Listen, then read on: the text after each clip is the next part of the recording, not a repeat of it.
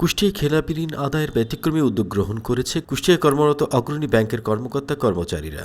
ঋণ আদায়ে সামাজিকভাবে চাপ প্রয়োগের উদ্দেশ্যে তারা খেলাপি ঋণ গ্রহীতার বাড়ির সামনে অবস্থান কর্মসূচি পালনের উদ্যোগ হাতে নিয়েছেন। শনিবার দুপুরে কুষ্টিয়া শহরের কেরামত হোসেন মোস্তান রোডের ঋণখেলাপি মোশাররফ হোসেনের বাড়ির সামনে এই কর্মসূচি পালন করেন কুষ্টিয়া শহরের বিভিন্ন শাখার ব্যাংক কর্মকর্তা কর্মচারীরা। মোশাররফ হোসেন স্থানীয় অগ্রণী ব্যাংক থেকে ৩০ লাখ টাকা ঋণ নিয়ে বাড়ি বানালেও সেই টাকা আর পরিশোধ করেননি। অবস্থান কর্মসূচিতে অংশ নেন অগ্রণী ব্যাংক কুষ্টিয়া বড়বাজার শাখার অতিরিক্ত মহাব্যবস্থাপক এনামুল হক, অগ্রণী ব্যাংক কুষ্টিয়া অঞ্চলের উপমহাব্যবস্থাপক সাবিনা সুলতানা সহ ব্যাংকের কর্মকর্তা কর্মচারীরা।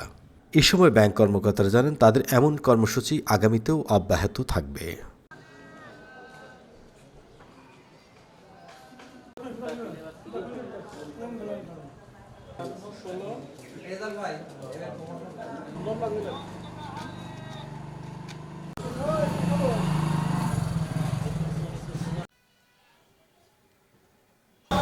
আমাদের খেলাপি ঋণ গ্রহীতা মোহাম্মদ মোশাররফ হোসেন, উনি দীর্ঘদিন যাবৎ ঋণটি খেলাপি হয়ে আছে, ঋণ পরিশোধ করেন না। ওনাকে বারবার তাগাদা এবং লিখিতভাবে সরাসরি যোগাযোগ করেও উনার যখন ছাড়া পায় নাই, তখন আমরা এই ব্যতিক্রমী উদ্যোগ নিতে বাধ্য হয়েছি।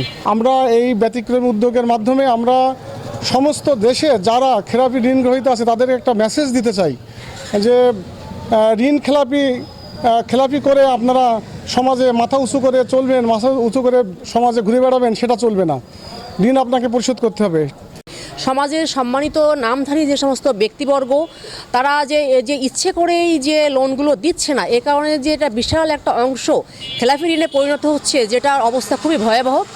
এই অবস্থা থেকে পরিত্রাণের জন্যই কিন্তু আমাদের এই আজকের এই ব্যতিক্রমী আয়োজন। কারণ আমরা সাধারণত ব্যাংক কখন এই উদ্যোগগুলো নেয়, এই ব্যতিক্রমী আয়োজন কিন্তু আগে কখনো হয়নি। আমাদের কিন্তু দেয়ালে পিঠ থেকে গেছে।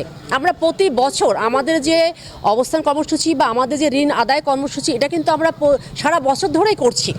কিন্তু এই ব্যতিক্রমী উদ্যোগটা এখন কেন? কারণ আমরা সমাজকে আসলে জানান দিতে চাই যে আমরা আমাদের কুষ্টিয়া শাখা থেকে আজকে যে কুষ্টিয়া জোনাল অফিস এবং কুষ্টিয়া শাখার সমস্ত কর্মকর্তা কর্মচারীবৃন্দ, আমরা এই যে ঋণ গ্রহীতা কুষ্টিয়া শাখার মোহাম্মদ মোশাররফ হোসেন, কেরামত মস্তান লেন, কুষ্টিয়া, ওনাকে যে হাউস বিল্ডিং লোনটা আমরা দিয়েছিলাম 30 লাখ টাকা 2016 সালে, এই দেখেন আমাদের টাকাতেই উনি অত সুন্দর একটা বাড়ি করেছেন।